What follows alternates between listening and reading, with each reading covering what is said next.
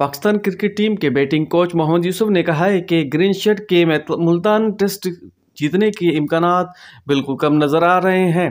पाकिस्तान और इंग्लैंड के दरमियान जारी दूसरे टेस्ट मैच में तीसरे रोज के खेल के इख्तिताम पर प्रेस कॉन्फ्रेंस करते हुए मोहम्मद यूसुफ का कहना था, अगर मैच देखा जाए तो खिलाड़ी पूरे अदमाद नजर आ रहे हैं। उन्होंने कहा है कि टेस्ट क्रिकेट में सेशन में खेल बदलता रहता है, जिसे पहले सेशन में 3 विकेटें गिरे, लेकिन अगले सेशन में इमाम उल हक और सऊद शकील की शिरकत के बाइस इंग्लैंड पर प्रेशर आ गया है। टेस्ट क्रिकेट की खूबसूरती ये है कि हर सेशन में ये खेल तब्दील होता रहता है।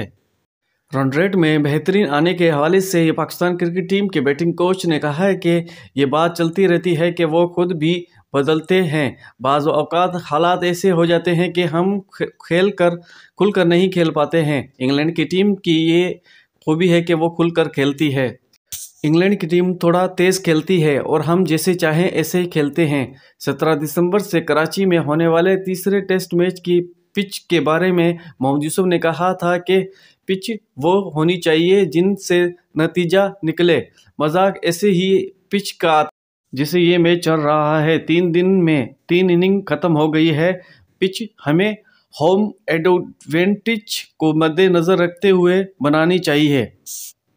मोहम्मद रिजवान के खराब खेलने पर यह गौर किया जा रहा है कि सरफराज अहमद को उठाया जाए और मोहम्मद रिजवान को ड्रॉप किया जाए। बड़ी ताज़ा अपडेट है आज की दोस्तों। और ख्याल रहे कि मुल्तान टेस्ट के तीसरे दिन के खेल के इख्तिताम पर पाकिस्तान 4 विकेटों के नुकसान पर 198 रन बना लिए हैं, जबकि इसे जीतने के लिए 157 रन दरकार हैं। ये ताज़ा अपडेट है आज की। जो भी नई अपडेट आएगी आप दोस्तों को पेश कर देंगे। वीडियो अच्छी लगे लाइक करें, शेयर करें, चैनल को जरूर सब्सक्राइब करते हैं। मिलते हैं अगले वीडियो में। अपना ख्याल रखिएगा। Bye bye.